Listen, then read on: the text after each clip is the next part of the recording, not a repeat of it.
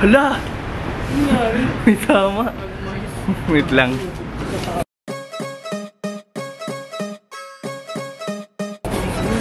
Nag-moist. Ganun ba kalamig kagabi? Hi guys. And the Singapore Grand Prix is underway.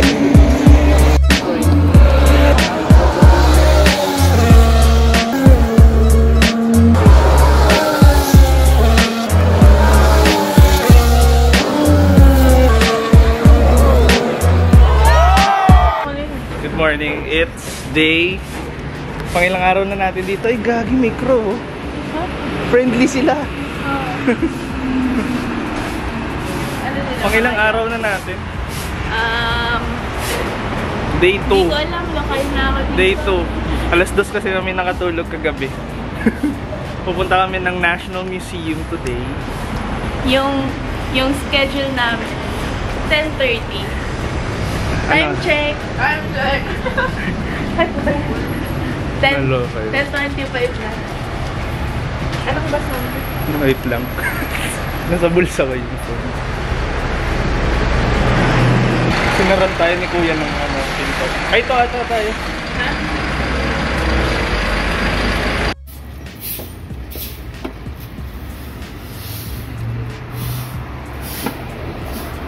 Sabi ni Veron, na-discover niya kagabi, pag may nakalagay na after or before yun. Pinag-check yun eh. Pero mukhang totoo naman kasi... Anyway, on that moment, that particular moment, namatay yung camera. Kasi nalimutan ko i-charge nung kinagabihan. Nasayang kasi dinala ko yung camera na yon, which was my dad's. Wala talaga ang DSLR. And para sa F1. So yan, hindi ko nagamit. And then, that's why my shit-ass pictures, yung pinost ko sa Instagram, is blurred. Kasi sobrang bilis ng kotse. And hindi mo kayang hagilapin ng phone. What the fuck?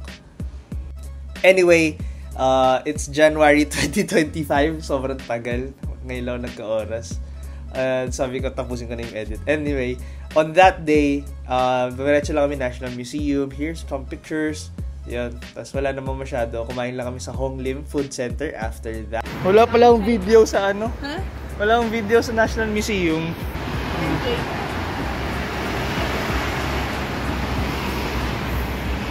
So tara na guys, punta tayo sa Hong Lim Complex na dapat... Ano saan tayo dapat pupunta? Maxwell. Pero gutom na kami eh. Malapit. So lapit to. After that, malapit na siya sa Raffles City Boulevard. So, I think Raffles City Boulevard na nga siya. Tapos nilakad ko na lang papuntang Raffles na mall. Yun yung entrance ng Zone 4 ng F1 SGGP. Anyway, kwento ko na lang din. Sa Hong Lim Food Center, ano kaya namin? Parang chicken na may soy sauce, ganon. Tapos etong curry na laksa. Sobrang sarap. Like curry noodles siya na Michelin star. So nice. So, may kita siya sa Hong Lim Food Center. Actually, meron din akong video ng uminom akong coffee si kaso hindi ko makita. Anyway, yun. After no, naglakad ako papuntang Raffles Mall and then yun yung Zone 4. Malabas yun. Hi guys, dito kami ngayon sa Hong Lim Market and Food Center. Magre-renovate sila in 2 days. May countdown. Ayan, bumili akong kape. Generation Coffee Roasters. Dito siya sa first level. Sa likod ng elevator to. Doon. So may naka-orange. Yung candy. Well, may how-how dito? 260. 80 pesos. Ba't ang mahal? Ha? Tipak-tipak yung how-how? Ah, okay. Gets.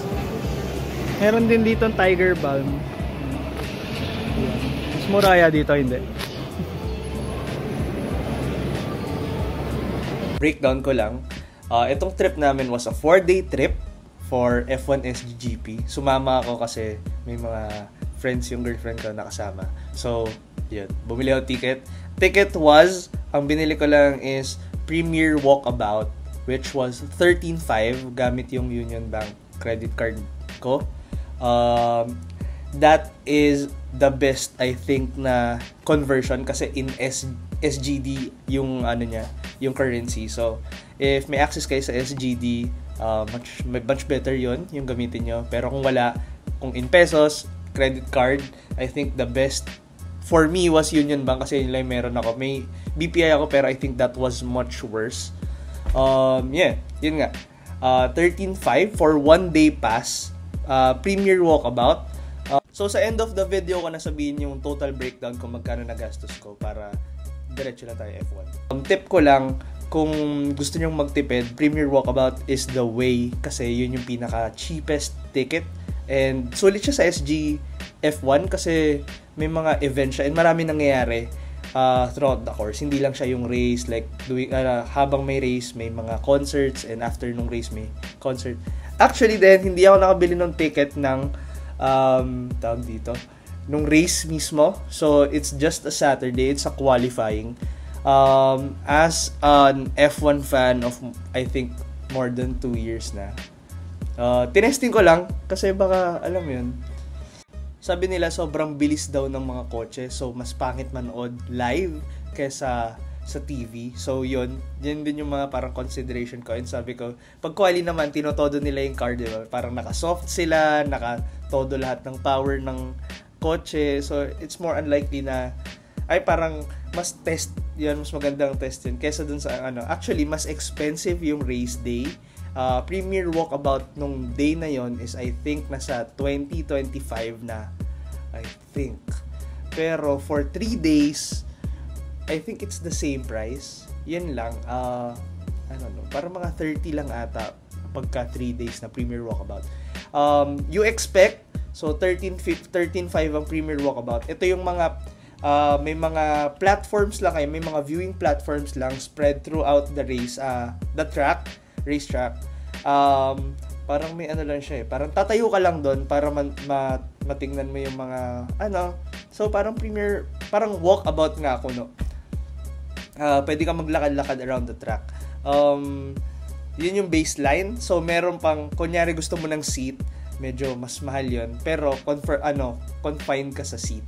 Ang hindi ko lang in-expect sa Premier Walkabout, grabe, sobrang siksikan namin. As in, sobrang daming tao, tas sobrang humid sa SG, like mas humid pa dun kaysa sa Pilipinas. Pawis-pawis kami lahat, and then lahat ng amoy naghalo-halo na. And yun nga, lahat kami gusto namin manood, so nagtitiis kami, like as in nakatayo kami. So kunyari may viewing platform na dapat kunyari sit kayo, parang alam mo yung bleacher sa school, parang pwede kang umupo tapos may nakaupo din dun sa paan na upuan mo. Sa amin parang dahil flat siya na malapad para sa upuan, di ba, kunyari upuan to, tas ito pwede dito yung paa, 2 tao yung nakaupo dun sa platform magkasunod para lang magkasya kami sa Premier Walkabout. And then yung seat na pinili ko, which was the last 2 turns bago yung finish line ng SG, was I think the best one kasi double corner siya and sweeping corner siya. So sobrang, doon mo lang makita yung kotse, and then pag pass nun, makita mo magdi-DRS sila, sobrang bilis. I think yung unang pwesto ko dito was yung before turn 1, which is parang tapat kami, yun lang yung meron actually, yung gitna nung turn yung turn 18-19 ata I think, and then bago yung turn 1 mga bleachers na yon, and then sa kabilang side may mga pits. So sa pit sa gilid nun yung parang paddock passes, and then sa tapat nun meron doon yung parang lang siya, yun yung medyo malaki-laki na Premier Walkabout na stands. So doon okay siya kasi maraming tao makaka-accommodate niya. Pero actually sa sobrang bilis ng sasakyan, pagka pumwesto ka doon sa DRS zone, kasi DRS zone yung diba, yung tag dito start and finish line, yung straight na yun bago mag-turn 1, sobrang bilis ng sasakyan, hindi mo makita, as in kulay lang, kahit yung kick sa salba may kahit yung salba makita mo, parang kulay lang, as in kulay green, ganun lang yung dadaan sa mukha mo, sobrang bilis. Or kung may sparks, yun lang, as in usok or sparks, yun lang. Kaya buti na lang din lumipat kami sa 18-19 yun. Ano pa ba? Hindi ko in-expect na sobrang laki ng map. Like, pumasok ako sa gate 3A sa Stamford pala. Doon. Tas ang is corner turn 8. Yan, turn 8. Yun. Kala ko, ang gusto ko sanang gawin, iikutin ko yung buong mapa, like buong track, iikutin ko.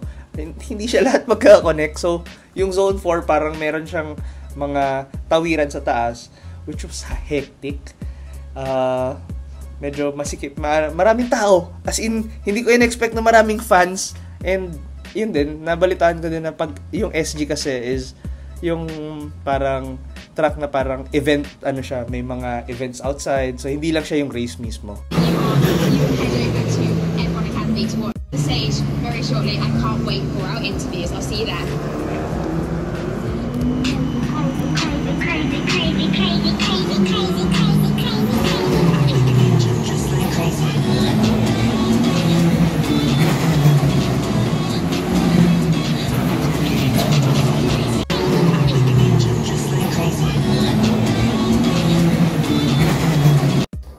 Ay, sayang talaga na lowbat yung camera. Pero ngayon, pumunta ako ng Circle Line, Gold Line. Tapos, yan, pupunta ako sa station.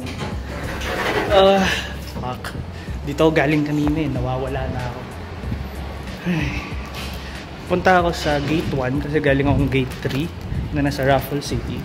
Tapos punta ako sa Circle Line papuntang Esplanade. Ay. Tayo na, mali-mali na yung napuntahan ko. Yun, so sabi ko nga kanina, gagawin ko was, lalakarin ko sana parang sort of track walk yung gagawin ko para makita ko talaga yung buong SG na track. Yun lang, hindi ko na-expect na sobrang layo ng mga bagay-bagay doon. Like, pumasok ako sa Raffles, wait lang, sa turn 8, ayan, gate 3A sa Stamford. Kala ko, pwede ako maglakad papuntang zone 4, kakross ako ng zone 2 papuntang zone 1. Sobrang layo. And then dahil nga closed yung mga sa yung mga sila, 'di ba? Na to city track, like street track. So close yung mga mga roads kasi yun yung mismong track eh. Tapos may mga syempre sarado na bus lanes at saka bus lines na mga putol. So hindi ka yung mga bus lines putol talaga sila, like hindi sila magka-cross doon sa track. So yun, kailangan mo talaga mag-MRT. And then etong nawawala akong clip, ang layo ng inikot ko para lang makaabot ako dun sa MRT na nasa turn 7. Ito yung screenshot. Tapos yan, Golden Circle Line yan. Golden Circle Line. Yan yung sasakyan mo papuntang Raffles. Promenade. Ito, Promenade Station. Golden Line CC4. From CC3 to CC4. Tapos, pagbaba mo niyan, dahil nga walang sasakyan or anything, lalakarin mo yan simula station, papuntang gate 2.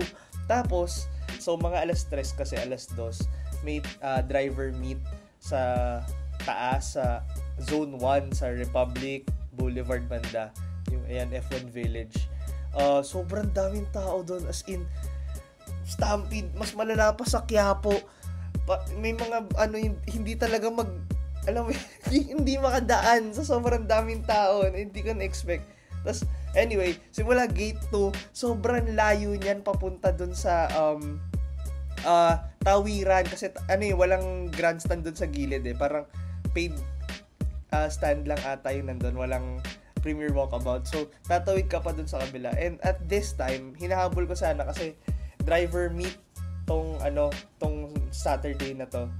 Dun sa F1 Village, sobrang daming tao, hindi ako umabot. Pero luckily, nung dumaan ako dito sa gate 2, pagpasok ko ng konti, parang start ng Porsche Cup, so galing garage sila. So ito yon.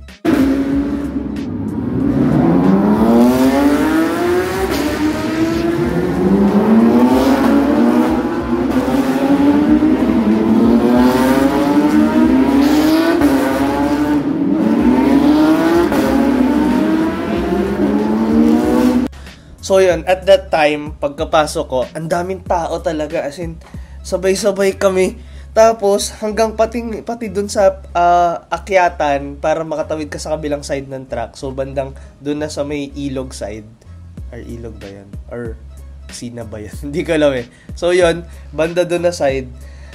Sobrang daming tao. And then, naabutan ko naman, at least, dun sa premier walkabout na pinuntahan ko. Kasi pagpunta ko, pupunta dapat ako dun sa driver's meet and greet, pero pag nakakatapos lang, so parang stampede ng tao pabalik lahat ng papuntang track, kasi nga magsa-start na yung FP3 nito, tas quali. So okay naman, may dalawang events na makikita mo. Then at the same day, meron ding F1 Academy na race, and then itong Porsche Cup. So sakto naman yung Porsche Cup.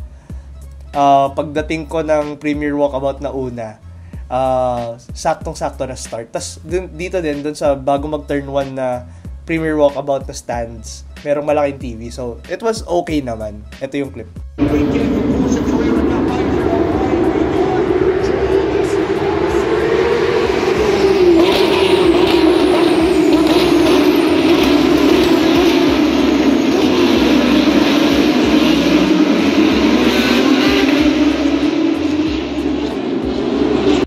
So, ayan, after nito, nagkita kami ni Arian, which is yung friend ng girlfriend ko na nag-F1 din. Nakasama ko na. So, yon, nagkita kami, and then lumipat kami banda dun sa Premier Walkabout na bandang pit exit, which is yung nakita yung pictures na sinend ko kanina. Na nababad trip ako, kasi nakikita ko lang sila pagka nakastop sila. Like, magpa-park sila sa labas ng pit exit. Doon mo lang makita, tapos may wires pa. Tapos mo lang zoom yung phone ko kasi zoom phone lang yun, tas may zoom yung DSLR, so sayang. Tapos pag gumalaw, nasaktuhan mo ng picture na gumalaw, blurred na agad. As in, ganun kabilis. Anyway, shoutout kay Arian. Ayan, may kita niya, nandito siya. Nagpa-picture dun sa windmill. I think single pa yan. Ayun. Anyway, so dito na namin tinapos yung FP3 ng session. So, grabe 1 hour, pero dati talaga, hindi ako nanonood ng FP1, FP2, FP3. Ang pinapanood ko na start ng live, Q1, quali, tsaka race na. So dito, first time ko manood ng FP3 live, tsaka as in FP3, hindi talaga ako nanonood. And yun nga, so sobrang like hectic nito na, alam mo, hirap kumuha ng pwesto. Parang interesting na siya. As in, ano rin naman parang, kala ko kasi dati practice lang, so hindi ko pinapanood. Tapos nung nakita ko, as in parang pinupush pala talaga nila yung kotse ng FP3. So medyo sulit na rin yung, kumbaga, pag second day na watch ko. Anyway, hold on, kasi the previous day nito, dahil sobrang trip na trip ko yung food sa SG, 4 days kami kumakain. And then today, kung nakita nyo yung Honglim, first meal of the day ko yun, tapos first coffee ko din. Like, alas 10 pa ata yun ng umaga or 9 after namin mag-museum. After mag-museum, naghiwalay kami, 5 kami. Yung girlfriend ko tsaka yung isang friend niya, kasama namin sa Honglim. Yung dalawa, pumasok na ng truck kasi gusto nila sulitin. Ako naman, parang sabi ko, sakto lang, basta maabot ako FP3, goods na. So, yun, alas 10, as in, ang mahal ng food sa truck, as in, parang kung nakapag-Universal Studios na kayo, ganun daw yung presyo. Parang nga sa 13, mga chicha-chicha lang, 13 SGD, mga, kano ba yun? So, 500, ganun, 600 chicha lang. So, eto, dapat kakain kami sa labas. Kaso nga, kung sobrang layo, as in, sobrang layo ng lakad. And, helpful tip lang, kung manonood kayo ng any, I think, F1 related na race or weekends, it's better to use walk-friendly shoes. Ito naman, okay naman yung suot ko. I was wearing Skechers, pero hindi naman siya ganun ka-support. So, pwede na. Actually, the next day nito, bumili ako ng shoes na panlakad talaga kasi SG is a walkable city. Meaning, either magwo-walk ka or magsasakay ka. Magsasakay ka malayo. So, kailangan mo maglakad. Wala kang sa pilitang walk to. So, yun nga. And then, first time, sa sobrang haba ng nilakad ko, hindi lang paa yung masakit ko. As in, nagkaroon ako ng rashes sa bewang. Kasi nga sobrang taba ako, so sobrang dami kong kinain the day before. Tapos, on this day naman, wala akong kinain. So, after nito, so yun, prep lang kayo na mahaba-haba talaga yung lakarin. As walkable city o SG, plus lakarin talaga yung loob ng truck. As in, sobrang lalayo ng distance. Sobrang bibilis lang talaga ng kotse, kaya ang bilis nila mag-cover ng distance. No? Pero, ganun talaga. As in, sobrang layo ng mga bagay dun. And then, dagdag pa maraming tao. Anyway, after nitong FP3 session, quali na. Pero ang quali is gabi pa. So, nag-decide kami, nakasama naman sa ticket mo, pagka Zone 1, Premier Walkabout, meron kasing Zone 4 Walkabout lang. So, Zone 4 ka lang. Premier Walkabout, pwedeng all zones ka. So, yun nga yung sinasabi ko na gusto ko yung track walk kasi nga, access ko ng all zones. Anyway, pag Zone 1 ka, meron kasamang ticket ng Singapore Flyer, which was nice. At least medyo sulit yung 13.5 mo. Para, isipin mo, 13.5 magandang seats na yun sa concert ng parang very known artist dito sa Pilipinas. Pero dito, 13.5 manood ng kotse. Tapos ang dami siya, as in hindi siya premium. Ngayon, may kasama na siyang ticket. And so, sobrang ganda sumakay dito sa Singapore Flyer kasi first of all, may kita mo yung track. Like yung buong track may kita mo. Though hindi mo na may kita yung bandang Raffles. Pero sobrang, like may kita mo yung dalawang bridges dun sa dulo. And then yung track mismo, may kita mo yung simula dun sa pit, papunta sa turn 1, papunta turn 3. Ganon. Nice. So, ito. I'll give it time. So, kung medyo maboard kayo, i-skip forward nyo na lang. Pero, ito, bibigyan ko siya ng full viewership kasi para sa akin, sobrang ganda niya. And then, it was light na rin. Parang hapon na rin papuntang night. So, it was nice. Anyway, enjoy the clip.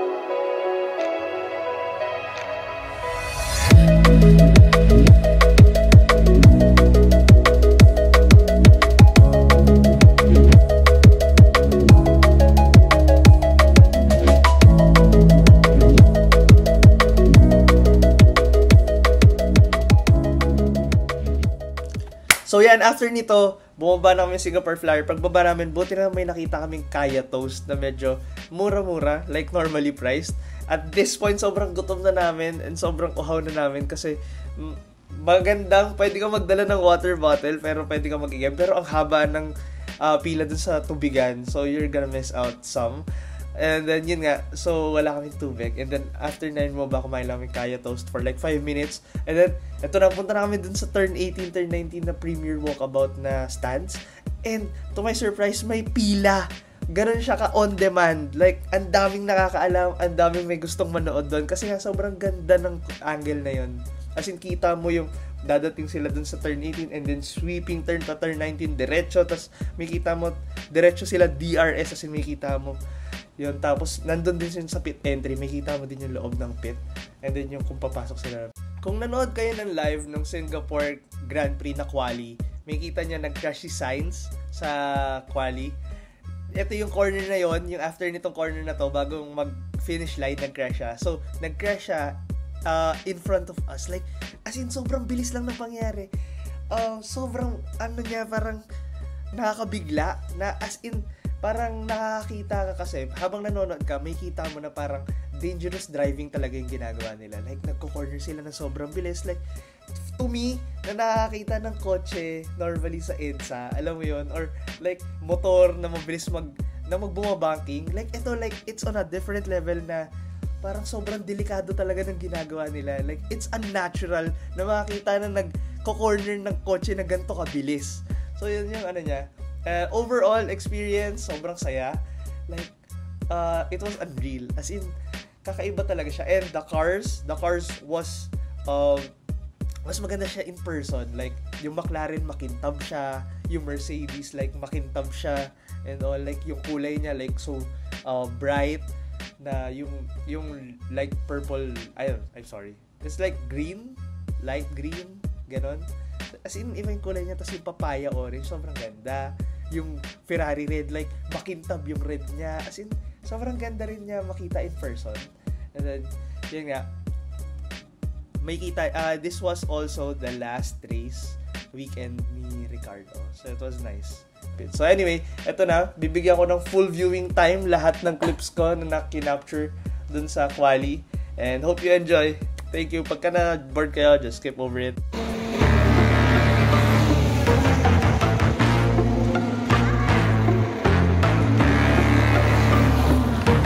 Yeah. Money make the world go round. I'm trying to get it going right now. Everybody work on the crown big. Look, homie, I'm the man right now. Talk to a peon, kind of time we on. Don't roll like the kind of take eons. Got a little buzz, it's time to go beyond. Can't look back, no time to hit rewind. Yeah, she wants to do best class. I'm like, move it, you must ask. They put way too much ink, no glass. Just move your hips like a whole class. Hit the gas, I talk that yeah. Strut like up, man, I walk that shit. When I'm up, that's it. I'ma start living reckless. Get that bag, I'ma walk like this. Yeah, I'ma walk like this. Hit that lane, I'ma walk like this. Walk in the spot, really gon' get lit. Tell them on blow, let me talk my shit. Every song bang, when they drop it in. Said on the man, post stop, no miss. Over your head, next time, don't slip. Play your part, better read that script. Yeah, I'ma walk like this. They just want to dig deep for a couple of flyers now. Push the car, get it close to the wall, extract every maximum, every little thousandth of a second out of it. It might make the difference in the fight for pole position.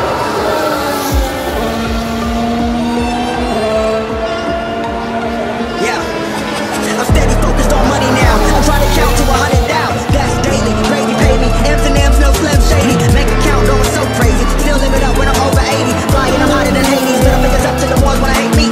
Come on, I'm riding, I'm up like a drought. Everybody lying for a little bit of clout. Stay making moves like I'm trying to sell a house. That's how it be when you're raised in the South. Mama always said that this money be the death for me. Money can buy you happy, but I never seen a sad man riding a jet ski. Time will tell, moving breakneck speed. First it was hate, now they got my steez. Took small sips, now they drinks on me. Commas in the bank, that's all I need. Business first and chill after. Set the cruise, but not the actor. Work hard, let the money stack up while y'all broke like a stress fracture.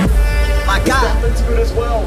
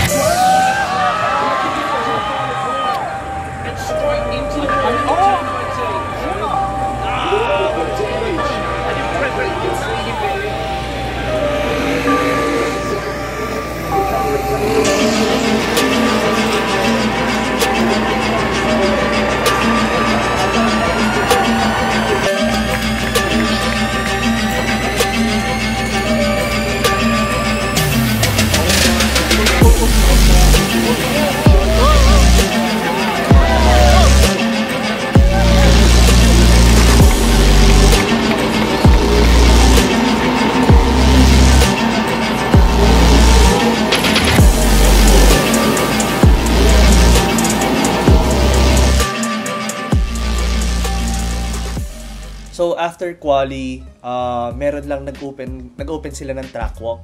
So hindi ako nakapasok doon kasi nag-picture kami after kasi nga ang ganda ng view na yung corner na yon kasi nga kita yung Singapore Flyer and then yung pits.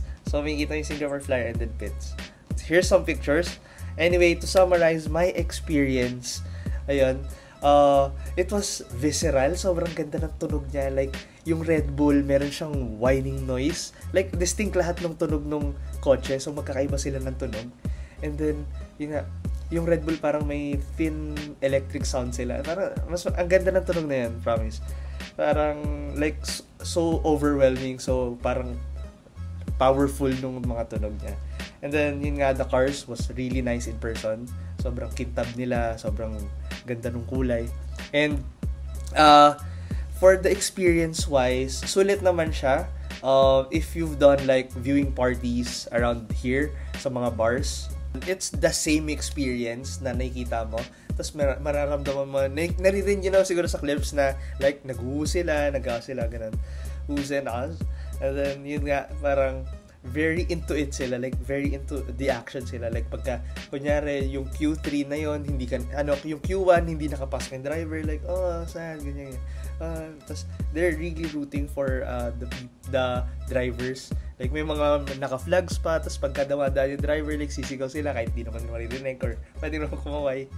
Yun nga din, I think, siguro may kita ka din ng mga drivers sa peripheral vision nila. Kasi, padating ng corner, may kita kami stand eh. Tapos, ka-corner ka dun eh. So, hindi ko lang sure kung may kita nila yung taas. Anyway, yun nga, maririnig mo yung reaction ng crowd, which was nice. Then, yun, tip ko lang, after nito, dapat malapit kayo dito banda sa pit na yun. Kasi doon nag-open yung gate papuntang track walk. So, if gusto nyo mag-track walk, nag-open doon. And I think nag-open din banda doon sa gate 2, yung pinasukan ko, gate 2A ata, I think. Yun, nag-open doon yung papasok ng papuntang track walk. If you're going to track walk. Yun nga, after nito, we stayed, I think, until 12. Kasi nga yung kasama ko, gusto niyang tumambay sa paddock. So, nagpunta pa kami yung paddock, exit, para abangan yung mga drivers. Tapos punta kami doon banda sa exit ng 2A na gate kasi alam ko parang doon din sila nakastay, like may hotel doon, nalimutan ko, Ritz-Carlton ata, doon yung banda yung Ritz-Carlton kasi nasa gitna ng truck yung Ritz-Carlton eh, doon ata nagsastay yung iba. Nakita ko naman si Magnussen, ito yung clip.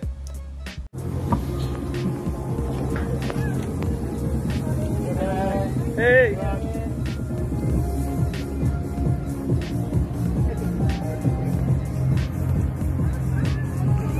Hindi ko nakita yung ibang drivers, pero si Magnussen, grabe, as in, ang fit pala niya in person, and then sobrang okay, gwapo siya in person, like, maganda yung features, ganun, and then, yun nga, nakita ko yung, niya, nung nakita niya sa clip, fit siya, and then yung forearms niya, like, it was like, really nice. We can only dream of forearms like that, na ang tagal-tagal ko na in-exercise. Actually, alam nyo, napabili ako ng racing sim dahil doon, kasi nakakalaki pala ng forearms yung pagdadrive.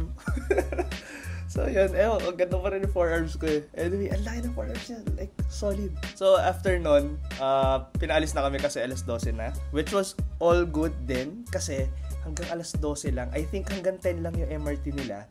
And then, alas 12, in-extend nila kasi nga may event na ganito. So, piniprepare talaga nila para sa ganitong event. Like, yun, alas 12 sakto. Paglabas ko, di ba, malayo nga yung gate 2A papunta dun sa MRT na sinakyan ko rin kanina. Tapos, dapat ang titake ko na ngayon, Blue Line, kasi dun banda yung hotel namin. So, sakto lang, pagbaba ko ng train station, yun na yung last train papunta dun sa yung Blue Line na yun. So, if hindi ka umabot dun, for sure, either lakad ka or mag-grab ka, which was very expensive in SG. Like, iba talaga yung first world country. Naaawa ako dun sa wallet ko. Yun. And then, yun. Nakauwi naman ako. Nakasakay naman ako sa last train. Okay, so to wrap things up, total budget ko for this trip was like around 50k. F1 mismo, F1, this one related, it's 13.5 for the tickets. Food inalot ko parang around 10 to 15k for the 4 days. Kasi nga, ina-expect ko din na parang pumapatak siya na sa 500 to 600 yung food. Kung magtitipid ka, pagka nag-mall ka, around na sa 12 SGD siya, mas mahal.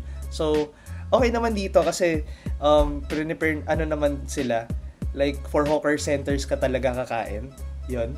And then, airfare is, I think, around 8.6, 9k. We took Scoot. Sobrang nice ng Scoot kasi it's a Singapore Airlines na budget budget arm nila ng Singapore Airlines. So it was on time, courteous yung mga flight attendant, like the Singapore hospitality basically. Yun. Tapos for the hotels, I think around 10k. Ganon. 8k. It was 3 days lang. Actually 3.5 mga ganon, and then 3 kami naghati. So yun lang, mga around 8k I think to 10k yung budget namin for the hotel. Yun, so if you're planning to go to SG next year, this 2025, I think sa October na yeah, mga ganun yung mga gastos nyo, mga 30k. And it was this time din, mga January, February ko na binook yung hotel, yung tickets, or I think March, around March namin binook yung hotel. Expect nyo lang na kailangan nyo mag-book in advance kasi nga it is an international event. Like yung mga kasama namin doon, may mga from Japan doon, may mga British, English, magkakaiba, as in from Indonesia, ganyan. Mostly Asia, I think. Pero parang around 60-40 mga whites na.